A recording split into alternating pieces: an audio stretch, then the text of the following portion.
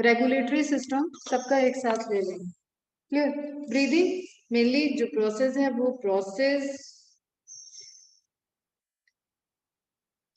Exchange of gases है, ठीक है। इनहेलेशन और एक्सहेलेशन जो पूरा कंप्लीट प्रोसेस है जिसमें अपना पूरा ट्रैक किया, पूरा conducting system and respiratory system involve है। फिर किसके ब्लड के थ्रू किस तरीके से फ्लो हो रहा है, सेल तक कैसे पहुंच रहा है, और सेलुलर मेटाबॉलिज्म में जो CO2 रिलीज हो रही है वो कैसे वापस आ रही है लंग्स में, और उसके बाद वो एक्सहेल हो रहा है।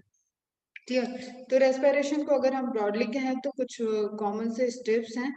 breathing or pulmonary ventilation by which atmospheric air is drawn in and CO2 rich alveolar air is released out.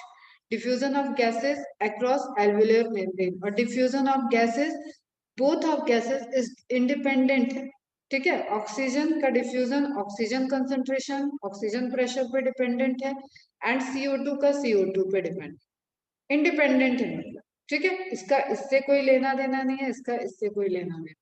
at the time of diffusion transport of gases by blood, जो medium है, जो transportation के लिए medium use किया जाएगा वो medium क्या रहेगा, blood. Diffusion of oxygen and carbon dioxide between the blood and tissues, utilization of oxygen by the cells for catabolic reaction and resultant release of CO2।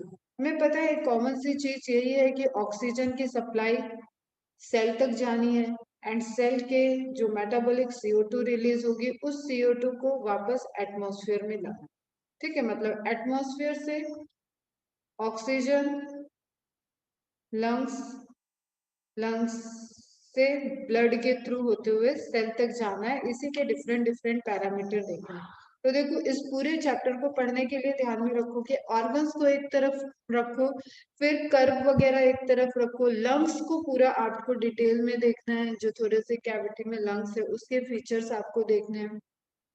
फिर हर हर फिजियोलॉजी में आपको एपिथेलियम लेयर ध्यान में रखना है कि किस तरीके की एपिथेलियम लेयर प्रेजेंट होगी, ताकि वो इजीली काफी अच्छे से वहां पे अगर उसका पर्टिकुलर फंक्शन के अकॉर्डिंग जिस तरीके की एपिथेलियम लेयर की रिक्वायरमेंट होगी वैसे एपिथेलियम वहां पे प्रेजेंट हो।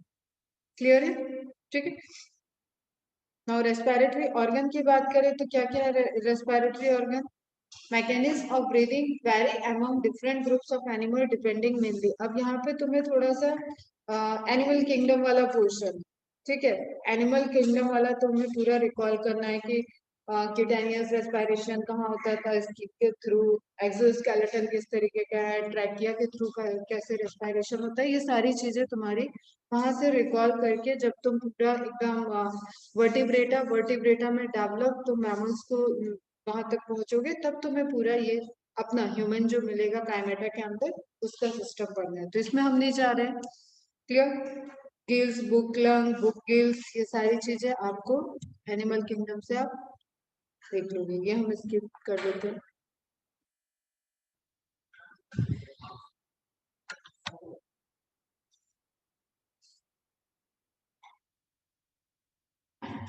पहले हम एक इमेज ले लेते हैं कोई जिसमें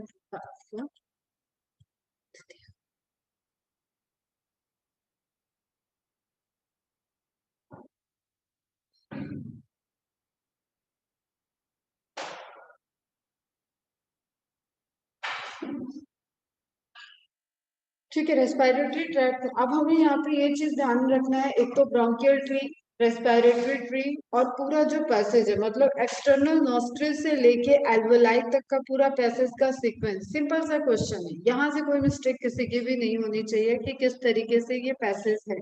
तो इसमें हमें देखना है पहला हमारा एक्सटर्नल नॉस्ट्रिल है जो ओपनिंग है, ठीक है, नेयर्स भी बोल सकते हैं इसको।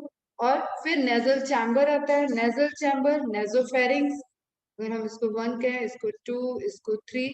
नेजोफेरिंग्स हमें पता है फेरिंग्स एक कॉमन चैम्बर है, food, air and vocal cord से रिलेटेड, ठीक है। तो लैरिंजोफेरिंग्स, नेजोफेरिंग्स एंड ओरियोफेरिंग्स, ये 3 पार्ट में डिवाइड हो जाता है आपका फेरिंग्स। क्लियर, ठीक है। फिर ग्लॉटिस जो कि आपका ट्रैकिया में जाएगा और उसके ऊपर की कवरिंग एपिग्लॉटिस। तो आपको सीक्वेंस में ध्यान रखना है। ग्लॉटिस, ग्लॉटिस ओपनिंग रहेगी एक तरीके से, जो ट्रैकिया की ओपनिंग है दैट इज ग्लॉटिस। उसकी कवरिंग एपिग्लॉटिस, इस पे जो फ्लैप रहेगा वो एपिग्लॉटिस। एंड प्रिवेंटेटरी, ये तो पता है अपने को, फूड को प्रिवेंशन। फिर यहाँ पे लैरिंग्स बॉक्स होगा, ठीक है, लैरिंग्स बॉक्स रिलेटेड रहेगा। लैरिंग्स क्या है इसका मेन फंक्शन? साउंड प्रोडक्शन में, साउंड प्रोडक्शन के लिए मैंने तुम लोग को बताया था, वहां पे जो स्विचर, जो वॉल प्रेजेंट है उसके थ्रू जिस तरीके से एयर पास होती है उससे वाइब्रेशन रिलीज होता है। कोई हमारे लैरिंग्स या वोकल कॉर्ड से आवाज जो हम बोल रहे हैं, ये आवाज निकलने के लिए माउथ रिस्पॉन्सिबल, मतलब ओरल बकल कैविटी रिस्पॉन्सिबल है। जो मस्कुलर मूवमेंट यहाँ पे है, जो टंग का मूवमेंट है, ठीक है, जो टीथ का यहाँ पे स्ट्रक्चर है, इन सब से जो हमारा एक मूवमेंट हो रहा है बक्कल कैविटी के अंदर, उससे हमारे वर्ड बाहर आ रहे हैं। लेकिन इसकी फ्रीक्वेंसी, इसके वाइब्रेशन जो जनरेट हुए हैं, वो वाइब्रेशन कहाँ जनरेट हुए हैं? लैरिंग्स में। क्लियर है? ठीक है, ये चीज थोड़ा ध्यान रखोगे। लैरिंग्स क्या है? कार्टिलेजनस बॉक्स है, ठीक, which helps in sound production. That's why we call it vocal box या साउंड बॉक्स। क्लियर? लैरिंग्स के बाद क्या आ जाएगा? ट्रैकिया आएगा आपका। अब ये सारा पोर्शन अभी कंडक्टिंग वाला ही चल रहा है, कोई एयर यहाँ से अभी तक डिफ्यूज नहीं हुई है। नेयर से लेके नेजल चैम्बर, फेरिंग, कहीं पे भी अभी एयर का डिफ्यूजन ब्लड में नहीं हुआ है। क्लियर? उसके बाद ट्रैकिया हमें पता है कि T5 तक मिड थोरेक्स में जाके डिवाइड होती है। किसमें? प्राइमरी ब्रोंकाई में। ठीक है, प्राइमरी ब्रोंकस प्राइमरी ब्रोंकाई में डिवाइड होगी लेफ्ट लंग्स और राइट लंग्स में जाएगा। देन लेफ्ट लंग और राइट लंग में अकॉर्डिंग टू चैम्बर, किसमें कितने चैम्बर होते हैं बताओ? Number of chamber.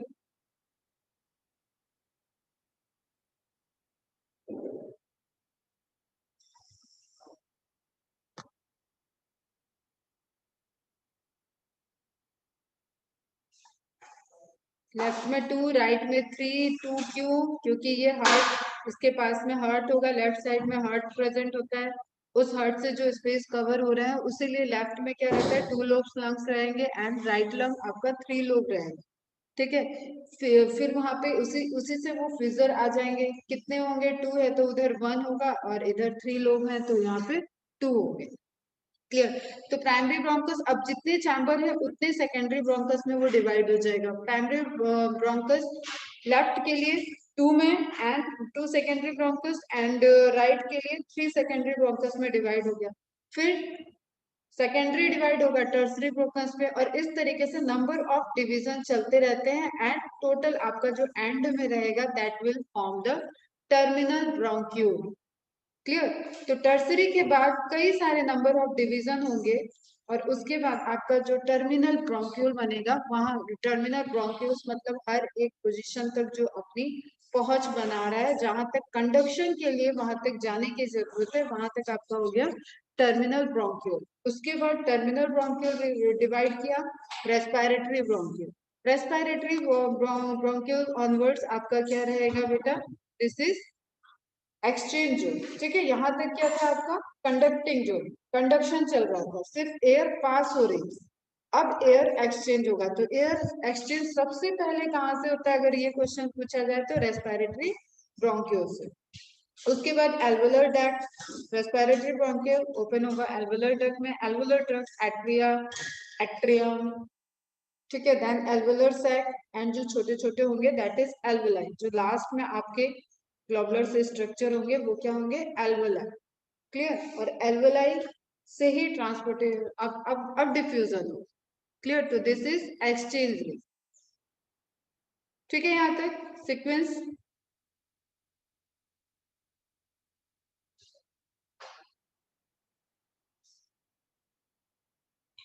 Shweta, Sneha, Vaidehi, clear है? सीक्वेंस में कोई डाउट? फिर हम जानते हैं कि लंग्स के वॉल्यूम को कंट्रोल करने के लिए पूरा मस्कुलर रिबकेज और इंटरकोस्टल मसल्स और डायफ्राम, जिसमें मेन मेन फंक्शन किसका है? डायफ्राम के मूवमेंट का। डायफ्राम का लोकेशन किधर है? नीचे की तरफ, अपना एब्डोमिनल साइड में डायफ्राम का लोकेशन है, एंड वो कॉन्ट्रैक्ट पोजीशन में तुम्हारा रिलैक्स पोजीशन इसका कर्व होता है, एंड कॉन्ट्रैक्ट पोजीशन में ये इस तरीके से हो जाता है। जब ये इस तरीके से होगा, ये ओवरऑल वॉल्यूम को इंक्रीज कर देगा। जब वॉल्यूम इंक्रीज होगा, एरिया इंक्रीज हुआ, मतलब लंग्स के अंदर का, तो उसका प्रेशर जो रहेगा वो डिक्रीज हो जाएगा।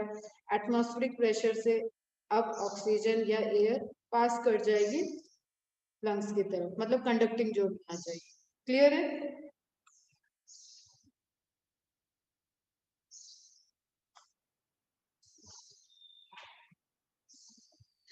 ठीक है, अगेन एक बार सुन लो ध्यान से। External nostril, vestibule. वेस्टिब्यूल क्या है? जो पैसेज है, ठीक है, जो स्टार्टिंग है, दैट इज वेस्टिब्यूल। अब जैसे तुम उसका ओपनिंग नेजल कैविटी वाला पोर्शन है, दैट इज वेस्टिब्यूल। अब ये नेयर्स है, नेयर्स के ऊपर की बात की जाए तो यहाँ पे क्या है? अपना सेंसरी वाला पोर्शन है, जो स्मेल सेंस कर रहा है, ऑल्फैक्टरी पोर्शन है, ठीक है, ये आगे सिग्नल देगा ब्रेन को। तो vestibule passes, then nasal chamber, then internal nares, nasopharynx, pharynx, glottis, larynx, trachea, glottis, larynx, trachea, ठीक है, these are bronchial tree। And उसके बाद आपका ये भी ब्रोंकियल ट्री में यहाँ से जो ओपनिंग होगी ट्रैकिया के बाद से, ये पूरा तुम्हारा ब्रोंकियल ट्री हो जाएगा, ट्रैकिया को इंक्लूड करते हुए। Trachea, primary bronchus, secondary bronchus, tertiary, total pulmonary bronchioles, मतलब ये कितना डिवाइड कर रहा है, उसके बाद जो फाइनल होगा that is terminal bronchiole. Then respiratory, alveolar ducts, atria,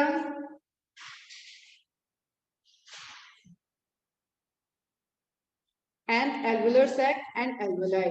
तो ये आपका हो गया पूरा एक्सचेंज जोन, ये हो गया आपका कंडक्टिंग। ठीक है, सिर्फ सीक्वेंस से रिलेटेड क्वेश्चन आएगा, यहाँ से किसी को भी कुछ भी मिस्टेक नहीं होना चाहिए। सीक्वेंस एकदम बढ़िया से अच्छे से एक बार, दो बार, तीन बार इसको देखो। कंडक्टिंग जोन कितना है, रेस्पिरेटरी जोन कितना है, लास्ट क्या होता है एल्वलाई। एल्वलाई से अब वहां पे आपको ब्लड कैपिलरी की एपिथेलियम होगी, एल्वलाई की एपिथेलियम होगी, एंड बीच में आपको वो म्यूसिलेजनस पूरी लेयर होगी, और वहां से कंडक्शन। ठीक है,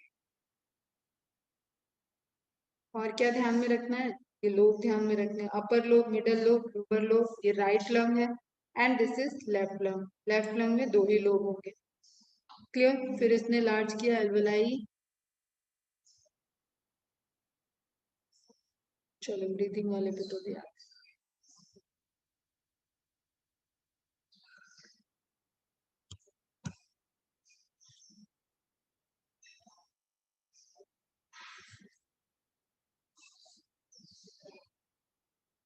Pulmonary vessels, bronchus and nerves enter to or leave the lungs at the hilus। hilum वो जगह होती है जहां से आप मैक्सिमम वो सारा पोर्शन जिस एक ऑर्गन को आप पढ़ रहे हैं उसमें एंट्री होती है। Increase in the amount of pleural fluid is called pleurisy। Problem in breathing due to pleurisy is called dyspnea। ये आपको ये तो डिजीज वाले पोर्शन के पॉइंट दे दिए। एंड सिचुएशन आई थिंक ये तो सब क्लियर है अपने को। Thoracic chamber which is anatomically an airtight chamber, ये इंपॉर्टेंट पॉइंट है बेटा, एयर टाइट चैम्बर होगा ये thoracic cavity. The thoracic chamber is formed dorsally by the vertebral column, ventrally by the sternum, आपका front में जो आएगा वो sternum आएगा, and laterally by the ribs, और बैक में किससे है? vertebral column। तो पूरा एक चारों तरफ से कवरिंग है thoracic chamber की, and this is air tight chamber। And lower side में क्या होगा? डायफ्राम हो गया आपका।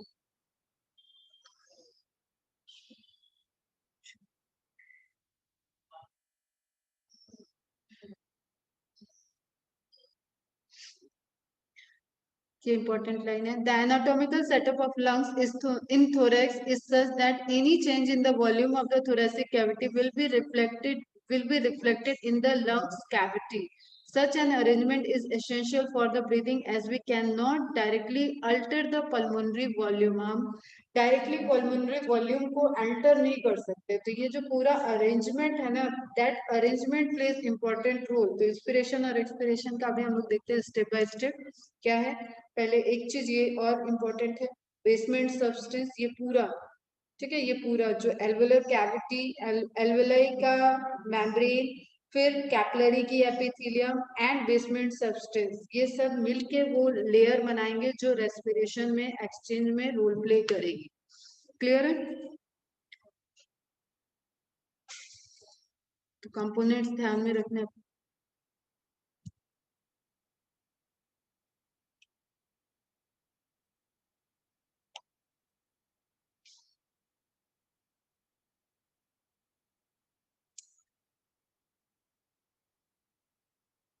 Exchange part is the site of actual diffusion of oxygen and CO2 between the blood and atmospheric pair, and both of them are independently diffused. Respiration involves the following. Breathing, pulmonary ventilation by atmospheric air is drawn in and carbon dioxide reach alveolar air is releases out. ये तो वही summary हो गया. Transport of gases by blood, diffusion of gases across alveolar membrane, transport of gases by blood, diffusion of oxygen and carbon dioxide between the blood and tissue. ठीक है, last में भी आपको ट्रांसपोर्टेशन करना है, वहां पे एक बार ट्रांसपोर्टेशन होगा और बीच में आपको पूरा ब्लड एक मीडियम की तरह ले जाएगा और दोनों साइड पे एक ब्लड से टिश्यू में सेल में जाने के टाइम है डिफ्यूजन एंड एक डिफ्यूजन आपका एल्वेलाई से ब्लड में जाने के टाइम। क्लियर?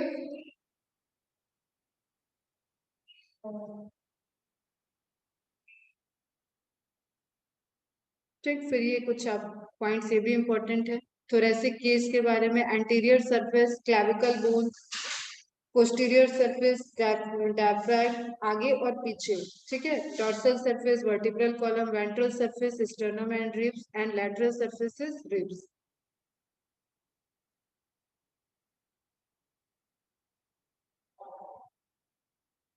चलो ये सब तो आई थिंक क्लियर ही है।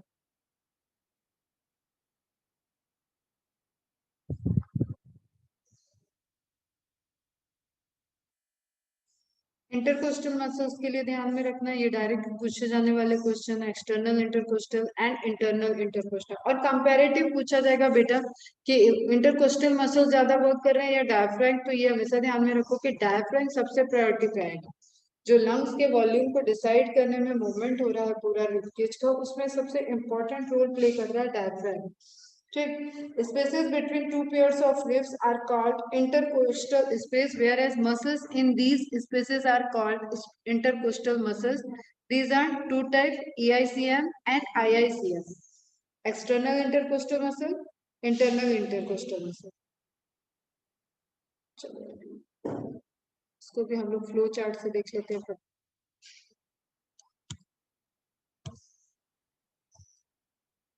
ठीक है, मैकेनिज्म ऑफ ब्रीदिंग अब हम बता रहे हैं।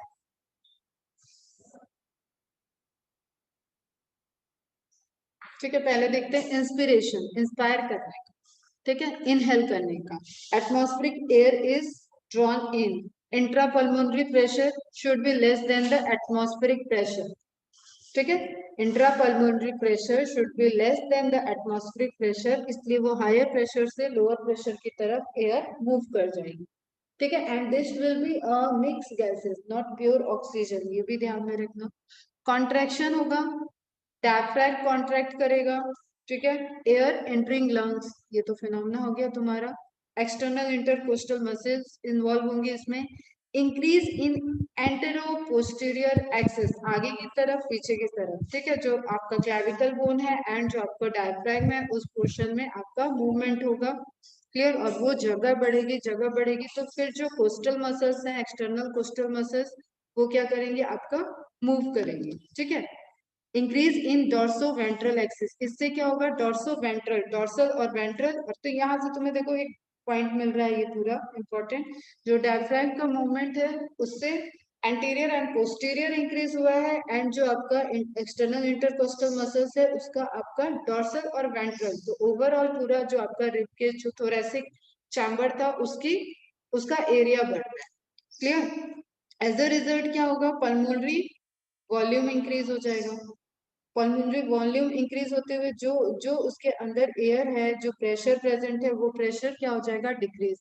तो intrapulmonary pressure decreases, forces air from outside to more into the lungs, that is inspiration. अब एक्सपिरेशन में क्या होगा, एक्सपिरेशन को इसलिए पैसिव प्रोसेस भी बोलेंगे। ये वाली जो प्रोसेस है इंस्पिरेशन, इसमें आपका एनर्जी यूज हो रहा है, इसमें आपकी muscular contraction comparatively to exhale करने से ज्यादा इंस्पायर करने में एनर्जी लगती है, कॉन्ट्रेक्शन ज्यादा होता है, इसलिए इसको एक्टिव प्रोसेस बोलेंगे, एंड एक्सेल करने को इन पैसिव प्रोसेस बोलेंगे। ठीक है। Expiration, alveolar air is release out. यहाँ पे क्या होगी, एल्वुलर में जो एयर है वो आपका पूरा अब रेस्पिरेटरी और ब्रोंकियल ट्री से होते हुए, कंडक्टिंग पोर्शन से होते हुए नॉस्ट्रिल से रिलीज आउट होते हैं। ठीक, तो इसका फंडामेंटल क्या होना चाहिए, intra pulmonary pressure, intra pulmonary pressure should be high. जब इंटरनल प्रेशर हाई होगा और एटमॉस्फेरिक प्रेशर लो होगा तभी वो बाहर की तरफ करेगा। अब यहाँ पे मूवमेंट क्या है, डायफ्राम क्या करेगा, और रिलैक्स, ठीक है, रिलैक्स होगा, और रिलैक्स की पोजीशन ही डायफ्राम की, ये रिलैक्स जाएगा तुरंत, ये वॉल्यूम कम हुआ, ये एरिया देखिए, ये वॉल्यूम देखो ये लार्जर है, ये वॉल्यूम कम हुआ, वॉल्यूम कम हुआ तो इसके अंदर प्रेशर हाई हो जाएगा, प्रेशर हाई हुआ तो वो रिलीज हो जाएगा। ठीक है। Volume of thorax decrease, ribs and sternum return to original position, क्योंकि कॉन्ट्रैक्ट हुआ था इनहेल करने के टाइम, तो एक्सहेल करने के टाइम रिलैक्स रहेगा। As a result in decrease in anterior posterior axis, diaphragm से रिलेटेड है, एंड डॉर्सो वेंट्रल हो जाएगा आपका कोस्टल मसल से, एंड फाइनली आपका पल्मोनरी वॉल्यूम डिक्रीज होगा, पल्मोनरी वॉल्यूम डिक्रीज होने से आपका intrapulmonary volume, intrapulmonary pressure increase हो जाएगा, and which causes the acceleration of air. ठीक है, ये दोनों मैकेनिज्म, कोई कंफ्यूजन यहाँ पे?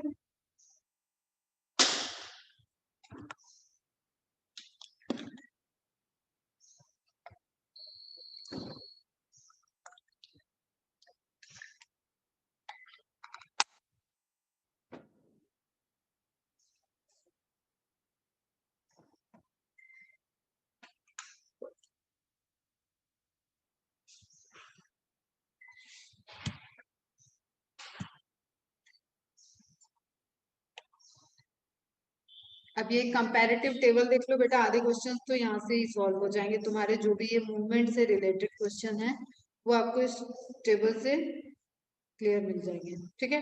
इंस्पिरेशन में डायफ्राम क्या किया, कॉन्ट्रैक्ट किया, रिलैक्स और एक्सटर्नल इंटरकोस्टल मसल कॉन्ट्रैक्ट की, मूवमेंट ऑफ रिब्स आउटवर्ड हुआ, मूवमेंट ऑफ स्टर्नम फॉरवर्ड हुआ, movement of diaphragm towards the abdominal cavity, क्योंकि डायफ्राम नेचुरल केस में ऐसे है, रिलैक्स में ऐसे है, तो कॉन्ट्रैक्ट किया तो ये ऐसे हो जाएगा, तो towards the abdominal cavity. Shape of diagram, diaphragm flat है, फ्लैटेंड होगा, कॉन्ट्रैक्ट किया हुआ है, intrapleural space, intrapleural pressure over lungs decreases. Pleura word use करेंगे अपन लोग लंग्स के लिए, pleural membrane, pleural cavity, that is for lungs. Intrapleural pressure of over lungs is decreases, size of thoracic cavity increases, lungs decompression, and intra-alveolar pressure and atmospheric pressure decrease, ये decrease होगा, and movement of air atmosphere to lungs हुआ, time इसमें कितना लगेगा, approximately 2 second, and process is active process. Clear? इस एक table से आपको कई इससे रिलेटेड कॉन्सेप्ट और क्लियर है कॉन्सेप्ट, तो वैसे कई क्वेश्चन सॉल्व हो जाएंगे।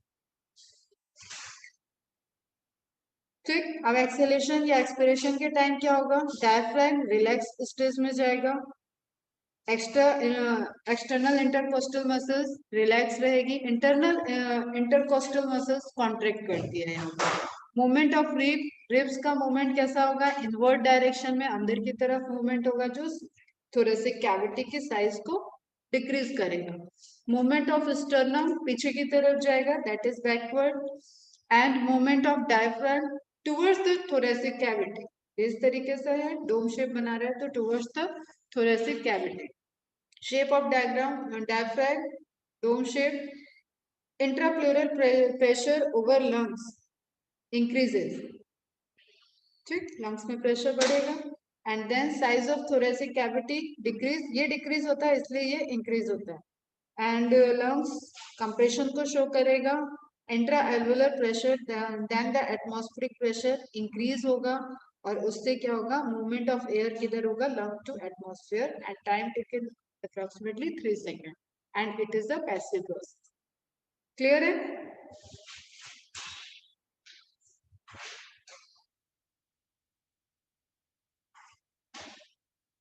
श्वेता क्लियर? वैदेही, स्नेहा?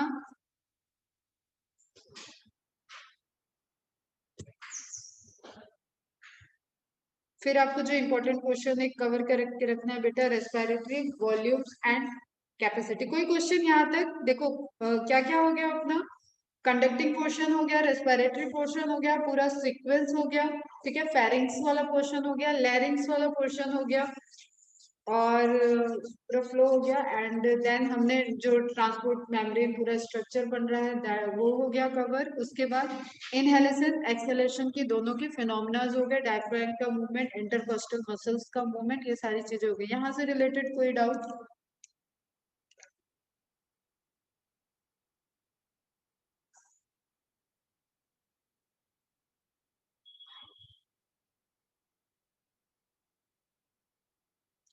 ठीक है, अब रेस्पिरेटरी वॉल्यूम्स एंड कैपेसिटीज की बात करें, तो हम इसको वॉल्यूम को, एयर के वॉल्यूम को हम लोग एमएल में ही मेजर करते हैं। हम लोग उसको पूरा देखेंगे कि कितना अमाउंट ले रहे हैं, फोर्सफुल्ली कितना ले रहे हैं, कैपेसिटी क्या है, ये सारी चीजें यहाँ पे देखते हैं वन बाय वन।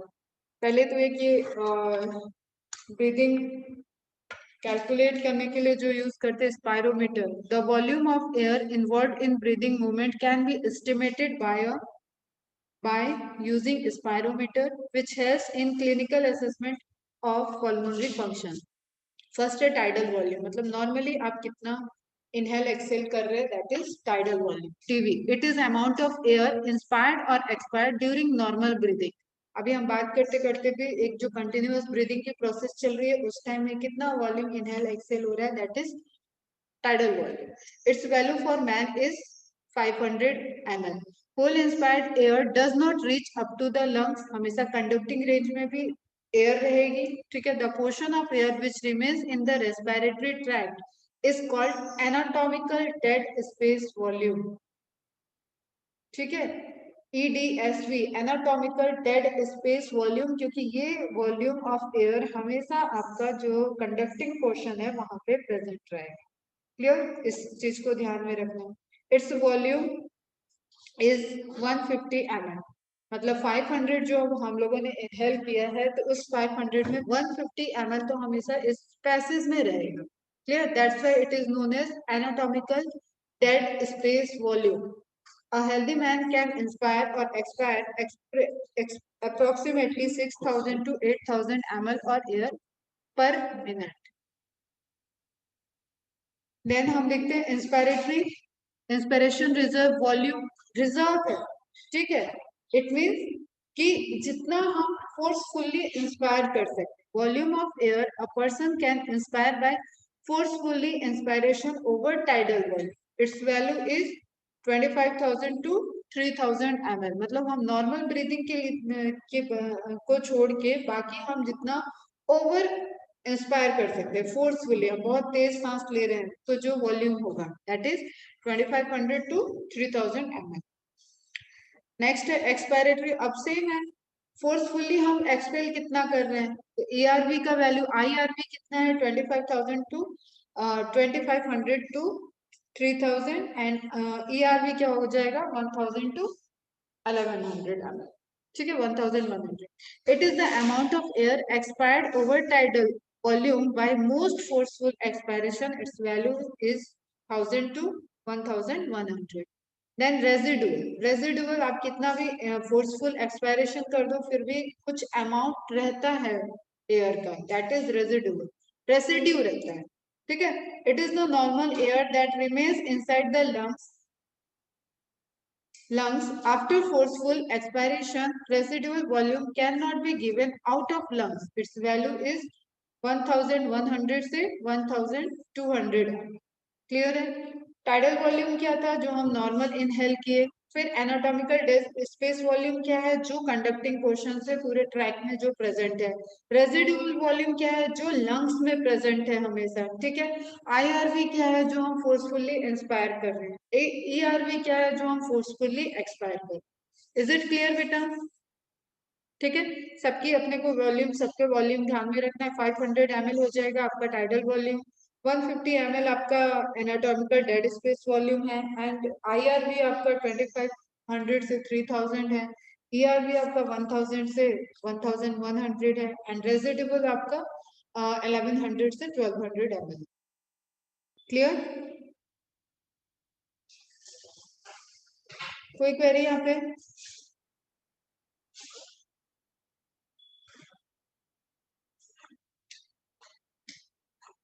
अब स्पाइरोमीटर से जो ग्राफ जनरेट होता है उसको क्या बोलते हैं बेटा? स्पाइरोग्राम।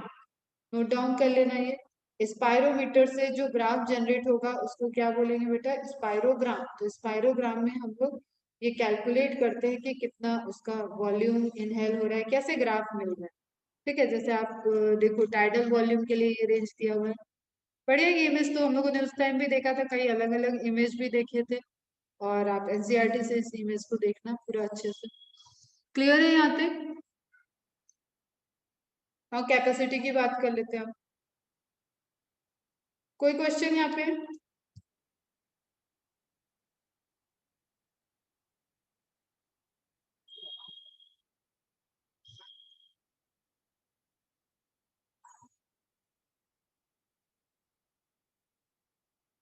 अब कैपेसिटी की बात करते हैं। कैपेसिटी मीन्स किसी चीज की कितनी कैपेसिटी है उसको हम लोग को यहाँ पे देखना है, क्या कैपेसिटी है उस लंग्स की, क्या क्या क्या अलग अलग कैपेसिटी है।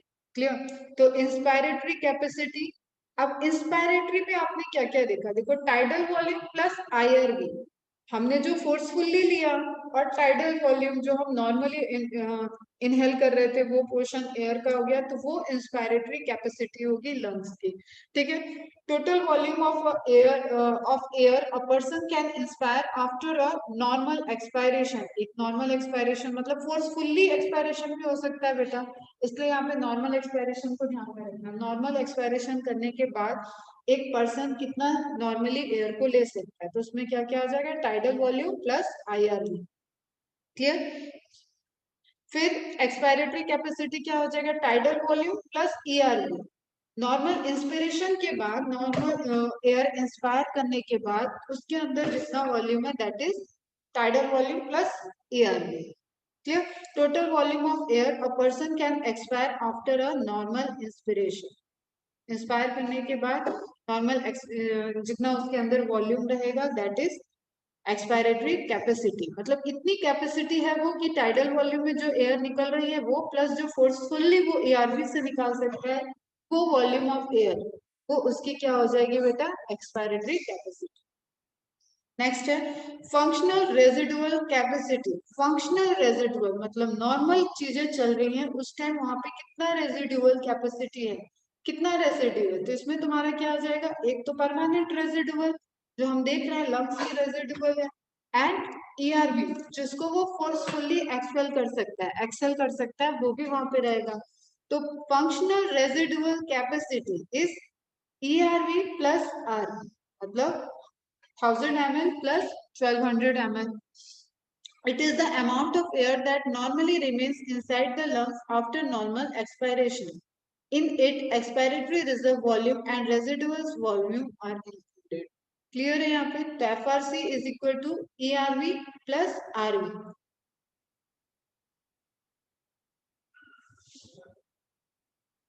नाउ वाइटल कैपेसिटी क्या हो गया बेटा? वाइटल कैपेसिटी मतलब उसके अंदर कितनी टोटल कैपेसिटी है, तो इसमें रेजिडुअल वॉल्यूम को हटा दिया जाए, बाकी सारे क्या हो जाएगा?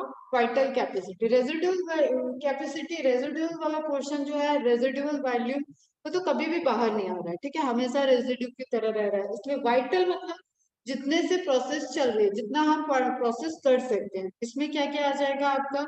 आईआरवी, ईआरवी कितना हम फोर्सफुली इनहेल कर सकते हैं, कितना हम फोर्सफुली एक्सहेल कर सकते हैं, एंड प्लस जो नॉर्मल हम इंस्पायर एक्सपायर कर रहे हैं टाइडल वॉल्यूम। क्लियर? तो vital capacity is the amount of air that can be expired by most forceful expiration after a deepest inspiration. Inspiratory reserve volume, respiratory reserve volume and tidal volume are included in it. मतलब residual volume को छोड़ के बाकी सब इसमें आ जाएगा. अब total lung capacity की बात करें कि एक लंग्स के चैम्बर के अंदर कितनी एयर रह सकती है, तो इसमें आपका आरवी भी आ जाएगा. ठीक है, तो क्या क्या हो जाएगा? Residual volume plus tidal volume, ये तो हर हमेशा नॉर्मल वाली चीज है. फिर फोर्सफुली हम कितना इनहेल कर सकते हैं? आईआरवी. फोर्सफुली हम कितना एक्सहेल कर सकते हैं? ईआरवी. तो टोटल लंग्स कैपेसिटी क्या हो जाएगी? अप्रोक्सीमेटली 6000 ml हो जाएगी. इसमें आईआरवी आपका आ गया अप्रोक्सीमेटली 3000, टाइडल वॉल्यूम आपका 500 एंड ईआरवी आपका आ गया 1000 एंड रेजिडुअल आपका कितना था? 1100 से 1200 ले लेते हैं. क्लियर है? ठीक है, तो टीएलसी मतलब टोटल लंग्स कैपेसिटी, इसमें आपका क्या सब कुछ आ जाएगा. ठीक है, वाइटल, वाइटल को निकालने के लिए आपको वाइटल को निकालने के लिए बस आरवी को छोड़ दो, रेजिडुअल वॉल्यूम को छोड़ दो, तो बाकी सारे आपके वीसी हो जाएंगे एंड रेजिडुअल प्लस वाइटल. अब देखो ये टीएलसी तुमको ऐसे भी दे सकता है, रेजिडुअल प्लस वाइटल कैपेसिटी, ऐसे भी दे सकता है बेटा. तो ये ध्यान में रखना, इसमें हिडन है. वाइटल कैपेसिटी के अंदर आ चुका है already TB, ERV, IRV. Clear? तो ये ऑप्शन भी करेक्ट होगा. समझ में आया यहाँ तक? Is it clear?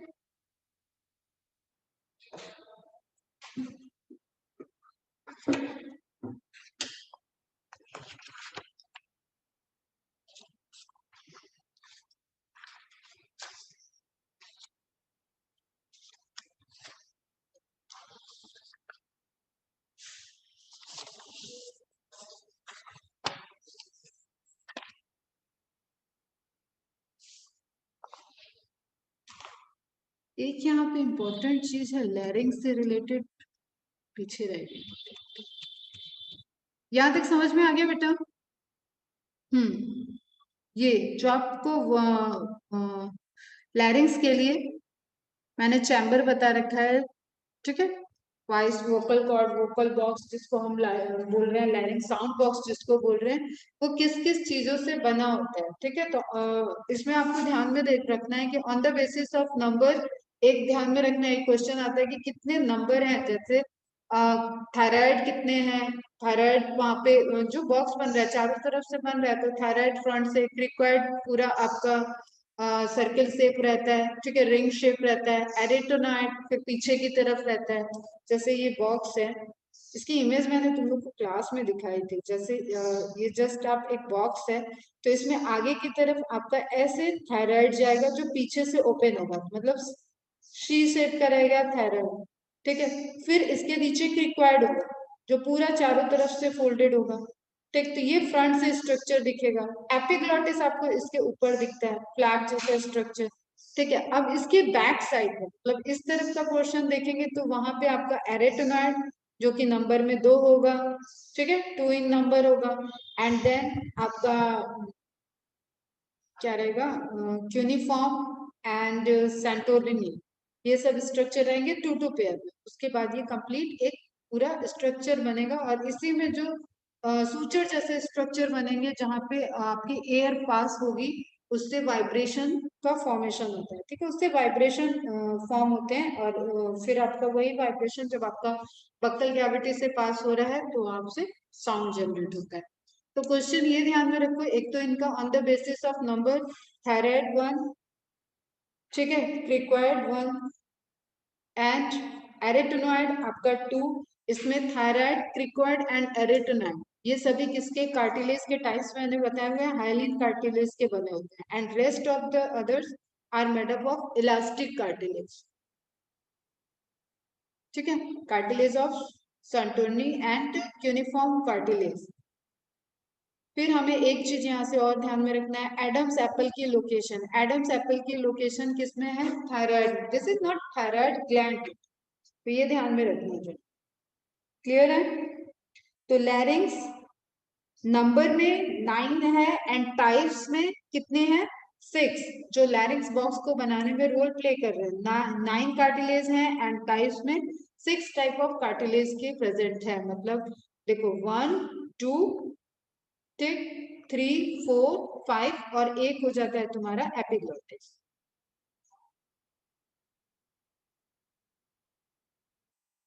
क्लियर है?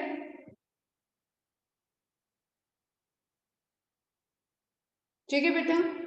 साउंड बॉक्स को अगर हम बोले sound box is made up of, तो वहां पे आपको ये ध्यान में रखना है।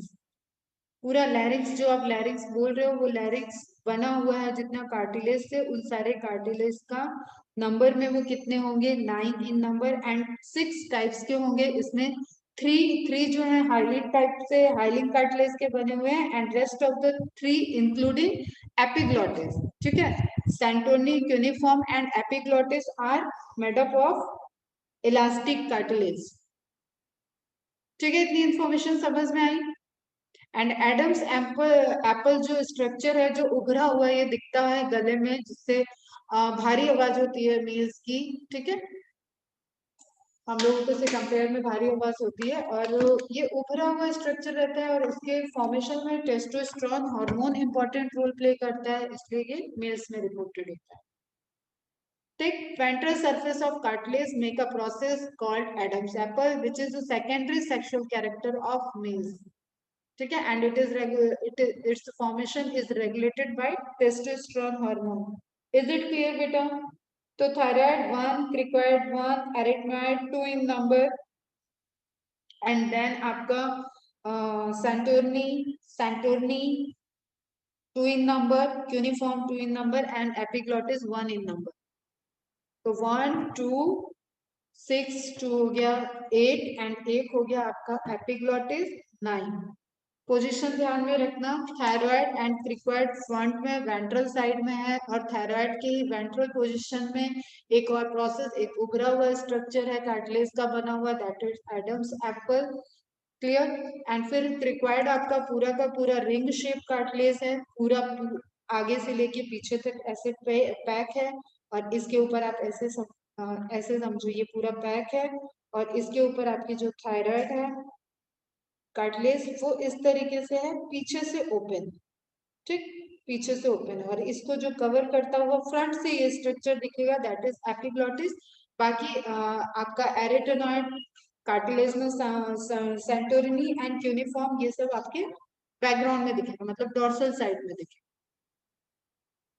क्लियर है?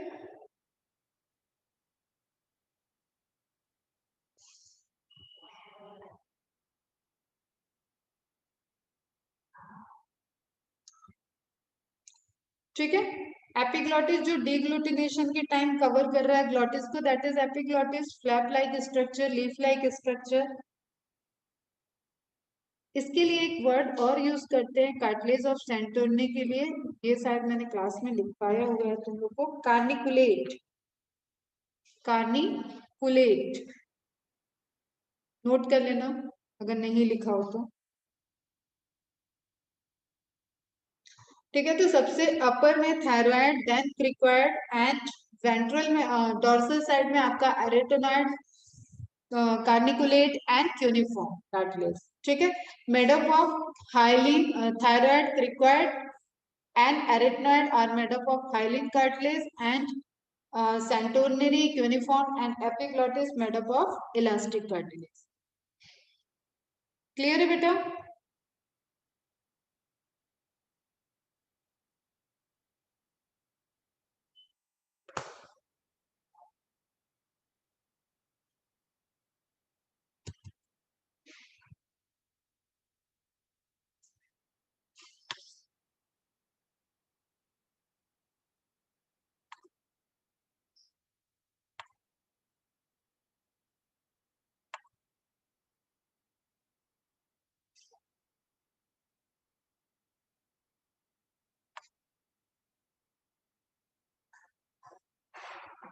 नाउ एक्सचेंज ऑफ गैसेस में तुम्हें ये ध्यान में रखना है, जिधर हाई प्रेशर होगा और हाई प्रेशर से लो प्रेशर की तरफ मूवमेंट होता जाएगा।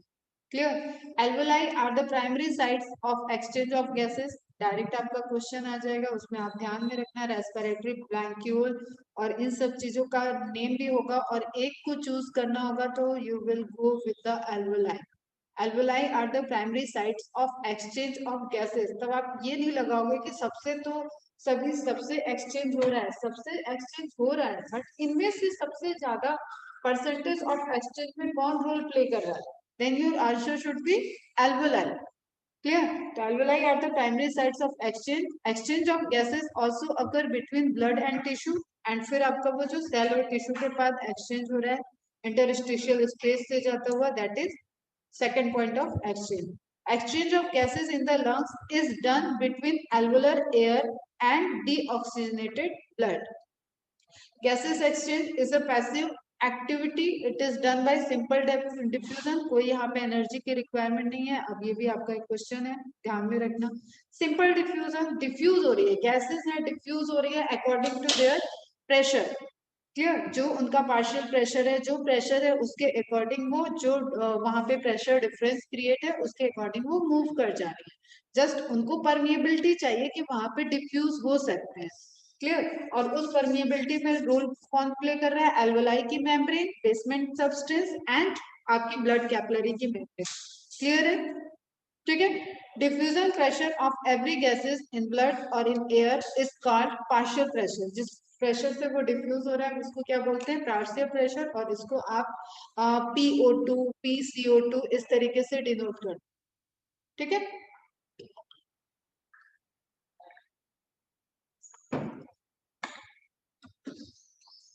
At the time of diffusion, gases move from high partial pressure to low partial pressure. ठीक, हाई टू लो मूव करेंगे।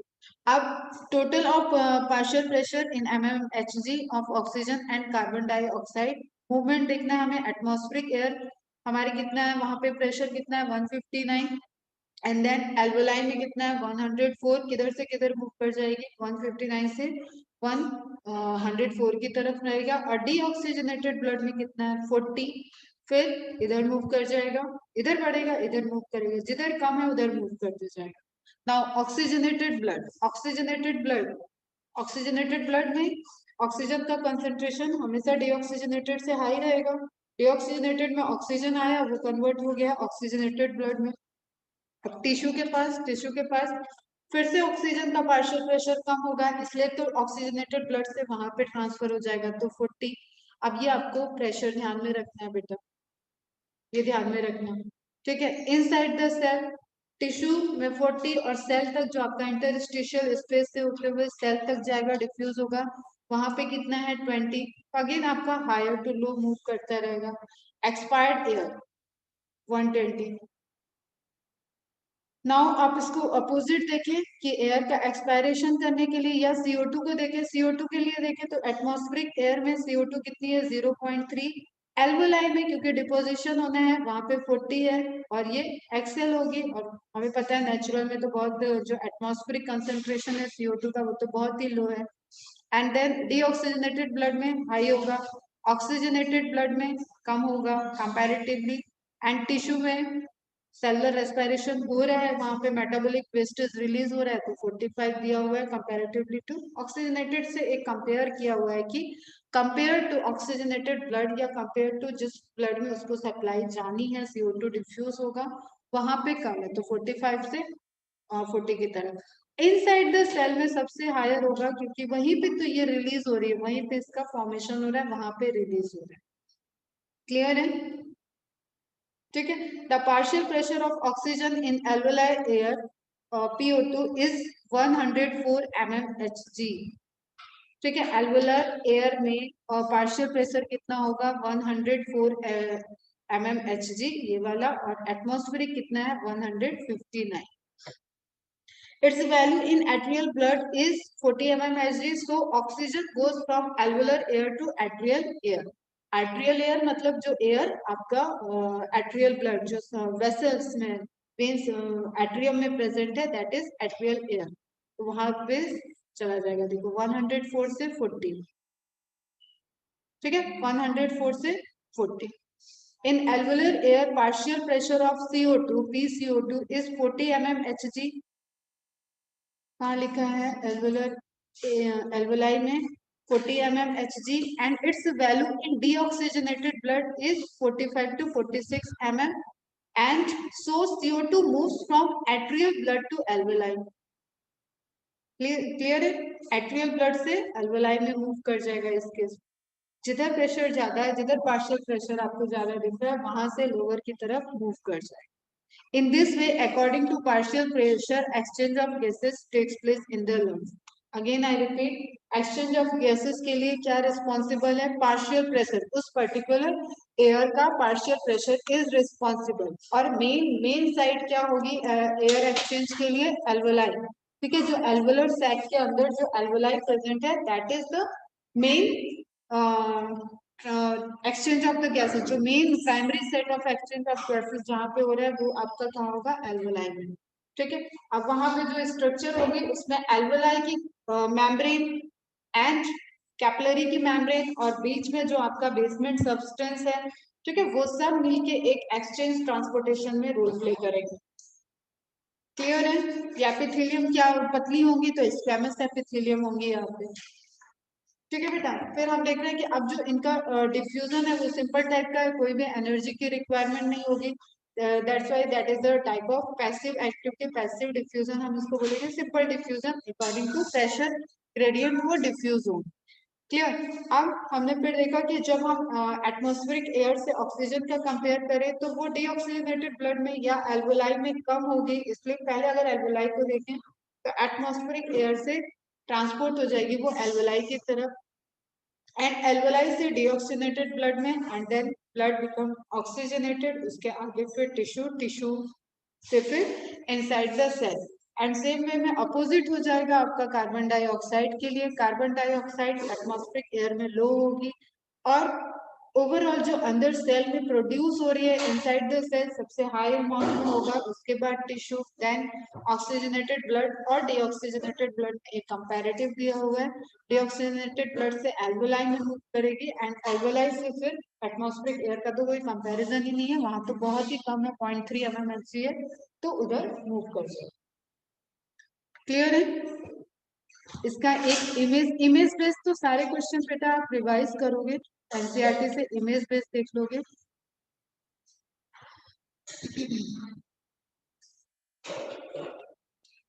आप ये जो इमेज है एनसीईआरटी में भी ये अच्छे से देखोगे, एकदम आराम से सारे प्रेशर को स्टडी करोगे और कैसे पार्शियल प्रेशर के डिफरेंस से मूवमेंट हो रहा है। क्लियर? पल्मोनरी आर्टरी इकलौती ऐसी आर्टरी होती है जहाँ पे डीऑक्सीजनेटेड ब्लड होता है एंड पल्मोनरी वे अकेली एक ऐसी वेन है बॉडी में जिसमें ऑक्सीजनेटेड ब्लड होता है। ठीक है, बाकी हम ये मूवमेंट देख रहे हैं, सर्कुलेशन देख रहे हैं, systemic arteries and systemic veins. फिर हम सेल के पास देख रहे हैं कि किस तरीके से प्रेशर डिफरेंस है, उस वजह से ट्रांसपोर्टेशन होगा। क्लियर है यहाँ तक?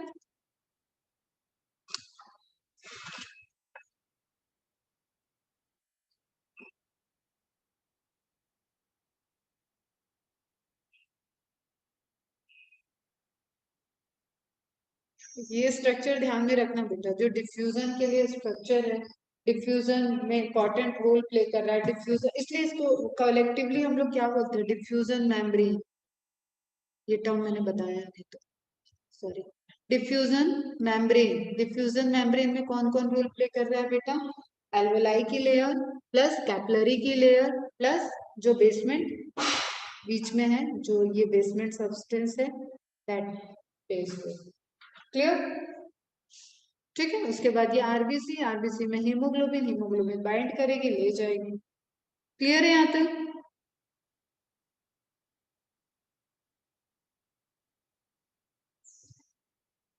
अब देखो इसकी प्रॉपर्टी ध्यान में रखना।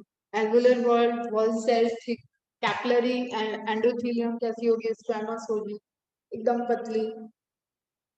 ठीक है, स्क्वैमस एपिथेलियम एल्वुलाई की भी होगी, स्क्वैमस बेसमेंट सब्सटेंस होगा उन दोनों के बीच में ताकि वो फ्रिक्शन वगैरह को प्रिवेंट कर सके। मीन्स यहाँ पे जो भी लेयर है ना, दोनों वॉल, दोनों मेम्ब्रेन आपस में फ्रिक्शन न कॉज करें, इसलिए वहां पे बेसमेंट सब्सटेंस है और वो बेसमेंट सब्सटेंस फेवर करना चाहिए, डिफ्यूजन को फेवर करेगा तभी वो ब्लड में पहुंचे। क्लियर? इसलिए पूरा नहीं, अकेले सिर्फ मेम्ब्रेन मेम्ब्रेन को नहीं बोलते हैं। जब हम डिफ्यूजन मेम्ब्रेन की बात करेंगे तो उसमें हमारा बेसमेंट सबस्टेंस प्लस कैपिलरी की एंडोथीलियम जो कि स्क्वेमस होगी एंड प्लस एल्वोलाई की एंडोथीलियम, वो भी इंपॉर्टेंट रोल प्ले करेगी। ठीक है, एल्वोलाई की एंडोथीलियम एंड ब्लड कैपिलरीज की endothelium and then basement substance.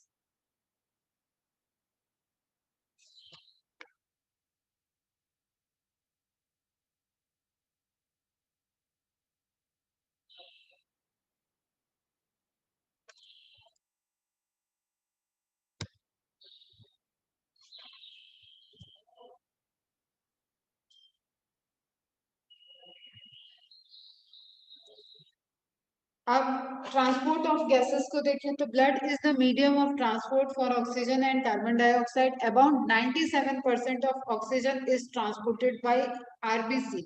RBC में आरबीसी सबसे ज्यादा मेन इंपॉर्टेंट रोल प्ले करता है ऑक्सीजन को कैरी करने के लिए, जबकि कार्बन डाइऑक्साइड आपका डिजॉल्व फॉर्म में प्लाज्मा के थ्रू ट्रांसपोर्ट हो जाता है। उसके पूरा मैकेनिज्म कलम बताते हैं।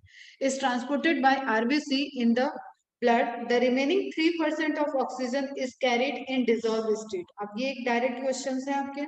Straight through the plasma, nearly 20 to 25% of carbon dioxide is transported by RBC, whereas 70% of जो कार्बन डाइऑक्साइड होगा वो बाइकार्बोनेट के फॉर्म में डिसॉल्व होकर प्लाज्मा के थ्रू मूव करेगा। क्लियर है ये तो? ठीक है, तो आरबीसी मेनली किसको कैरी करती है? ऑक्सीजन को। आरबीसी के अंदर हीमोग्लोबिन, हीमोग्लोबिन में ऑक्सीजन बाइंड होगा। पैकेट्स एक तरीके से ऑक्सीजन के पैकेट्स हैं, और वो जितना हीमोग्लोबिन प्रेजेंट होगा, जितने ऑक्सीजन उसको बाइंड कर लेगा, वो वहां पे फुलफिल होगा पूरा। ठीक है, ट्रांसपोर्टेशन में सब ऑक्युपाइड, तो ऑक्सीजन से मूव नहीं कर पाएगा। ये सब हम डिसोसिएशन कर बताते हैं कल, तो उसमें as much oxygen comes in the blood from air, it is approximately 3% dissolved in the blood plasma. Remaining 97% oxygen combines with hemoglobin to form oxyhemoglobin. Oxyhemoglobin की binding affinity हाई होती है। ठीक है, oxygen can bind with Hb in a reversible manner to form oxyhemoglobin. ठीक, reversible manner मतलब उसको जाके cell के पास फिर रिलीज होना है ना, इसलिए ये जो बाइंडिंग होगी, ऐसा नहीं कि परमानेंट बाइंडिंग होगी तो हीमोग्लोबिन ऑक्सीजन को छोड़े ही नहीं। तो वही चीज है कि रिवर्सिबल मैनर में फिर वो जैसे पार्शियल प्रेशर के अकॉर्डिंग मूव करेगा और टिश्यू के पास पहुंचेगा, वहां पे ऑक्सीजन को हीमोग्लोबिन रिलीज कर देगा, हीमोग्लोबिन फ्री हो जाएगा। Haemoglobin is a red colour iron containing pigment present in RBC. Hemoglobin is made up of 4 units. Each unit has one Fa in plus 2 state, मतलब ferrous state. Each hemoglobin molecule can carry maximum of 4 molecule of oxygen. 1 gram of, ये कुछ data है बेटा, ये notes में भी मैंने notes कराए थे, वहां से रिवाइज भी करना अच्छे से। 1 gram of haemoglobin transport 1.34 ml of oxygen, 100 ml। ठीक है, of blood contains normally 15 gram of hemoglobin. So 100 ml blood transport approximately 20 ml of oxygen. फिर से सुनो इसको, 1 gram of haemoglobin transports 1.34 ml of oxygen. 1 gram haemoglobin इतने 1.34 ml oxygen को transport कर सकते हैं। 100 ml of blood contains normally 15 gram of haemoglobin. 15 gram of haemoglobin वहां पे प्रेजेंट है। सो अब क्या हो गया, 15 ग्राम into 1.34. So 100 ml of blood transports approximately 20 ml of oxygen को ट्रांसपोर्ट कर सकता है। इन अ कंडक्टिंग साइकिल, जो एक पूरा साइकिल चल रहा है, blood gives its 25% oxygen to tissue. So every 100 ml of oxygenated blood can deliver around 5 ml of oxygen. ये भी डेटा याद रखना, सिर्फ 5 ml ऑफ ऑक्सीजन को वो डिलीवर कर रहा है tissue under normal physiological condition. हर 100 ml, हर 100 ml में सिर्फ 5 ml ही ऑक्सीजन ऐसी है जो ट्रांसपोर्ट हो पा रही है, जो टिश्यू तक जाने के लिए अवेलेबल है। क्लियर, समझ में आ रहा है ये डेटा? ठीक, 1 ग्राम हीमोग्लोबिन ट्रांसपोर्ट कर सकता है 1.34 ml ऑफ ऑक्सीजन को। अगर हम 100 ml ब्लड की बात करें तो 100 ml ब्लड में 15 ग्राम हीमोग्लोबिन प्रेजेंट है। 15 ग्राम हीमोग्लोबिन 100 ml में प्रेजेंट है, इट मीन्स कि 100 ml ब्लड कितने ऑक्सीजन को ट्रांसपोर्ट कराएगी, अप्रोक्सीमेटली 20 ml को। इस 20 ml में भी, और 100 ml में देखो 20 ml ऑक्सीजन है, इस 20 ml में से भी 5 ml ऑक्सीजन है जो कि ट्रांसपोर्ट हो पा रही है जाके आपके टिश्यू वाले पोर्शन में। क्लियर? बाकी वहां पे एज इट इज ब्लड में प्रेजेंट। क्लियर है? Binding of oxygen with hemoglobin is primarily related to partial pressure of oxygen. Pressure से ही तो रिलेटेड है ये बेटा में। तो binding of oxygen with hemoglobin is, binding of oxygen with hemoglobin is primarily related to partial pressure of oxygen, but PCO2, hydrogen ion concentration and temperature are the other factor which can interfere with this binding. अब हम यहाँ से आगे तुम लोग को कल बता, ठीक है, नेक्स्ट लेक्चर में बताएंगे यहाँ से आगे कि किस तरीके से कार्बोनिक एनाइड्रेज और वहां पे डिसॉल्व होना, CO2 का डिसॉल्व होना और पूरा ऑक्सीजन डिसोसिएशन कर्व जो है, ठीक है, कर्व वाला चीज हम लोग कल रिवाइज करेंगे। यहाँ तक किसी को कोई डाउट बेटा? कर्व वाला पोर्शन एंड देन हम लोग डिजीज का पोर्शन और रेगुलेशन, ये कल मॉर्निंग लेक्चर में देख लेंगे 9:30। 9:30 शायद कल भी लेक्चर नहीं हो पाएगा, चलो मैं अपडेट करूंगी। हाँ, पीएच बाइंडिंग को अफेक्ट करेगा ना, एसिड होगा, वो सब हम कल बताते हैं, डिसोसिएशन कर्व कैसे होगा, इट विल अफेक्ट, ठीक है। और रेगुलेशन में भी अफेक्ट करेगा क्योंकि हमें पता है जो हमारा रेस्पिरेटरी सेंटर है मेडुला में, जो भी सेंटर है मेडुला में और जो न्यूमेटिक सेंटर है अपना पॉन्स में, वो दोनों वहां दोनों तक ऑक्सीजन का कंसेंट्रेशन तो जाता नहीं है, ऑक्सीजन को सेंस नहीं करता, CO2 वहां तक है नहीं, उसमें केमो रिसेप्टर तुम्हारे ऐसे ही है कि जो H+ आयन को सेंस कर सकते हैं। ये सब चीज कल कवर कराते हैं, ठीक है बेटा, यहाँ तक रिवाइज कर लो और MCQ सॉल्व करो, ठीक, कोई भी डाउट हो तो पूछना। कंडक्टिंग, रेस्पिरेटरी, वो सारी चीजें, रीजन, स्ट्रक्चर, लंग्स का स्ट्रक्चर कैसा है, एल्वेलाई कैसी है, अपनी डिफ्यूजन मेम्ब्रेन कैसी है, फिर ट्रांसपोर्टेशन में क्या रोल प्ले कर रहा है, कितना अमाउंट, कितना पार्शियल प्रेशर, ये सब रिवाइज करके लंग की कैपेसिटी, रेस्पिरेटरी वॉल्यूम, ये सब चीजों को रिवाइज करना। और कोई भी डाउट हो तो फिर पूछ। क्लियर है?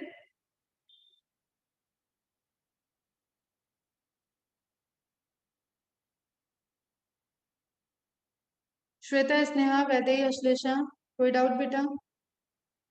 और एमसीक्यूज फास्ट फास्ट सॉल्व करो बेटा, आज 21st खत्म हो गई, डाइजेस्टिव और रेस्पिरेटरी दोनों के एमसीक्यूज आज कवर हो जाने चाहिए। जो इसमें से नहीं होंगे उसके लिए आपको जो भी लेक्चर चाहिए, जो पोर्शन आपको डाउट में हो रहा है वो आप मुझसे बोलो, मैं फिर से छोटे छोटे लेक्चर 15-15 मिनट के उस पोर्शन के बना दूँ, ठीक है। अदरवाइज क्वेश्चन सॉल्व करो, एनसीईआरटी की लाइन बाय लाइन पढ़ लो, नोट्स को पढ़ लो और उसके बाद क्वेश्चन सॉल्व करो, मॉड्यूल के सॉल्व करो और जो एक्स्ट्रा क्वेश्चंस दिए हुए हैं वो सॉल्व करो। चलो बाय बाय।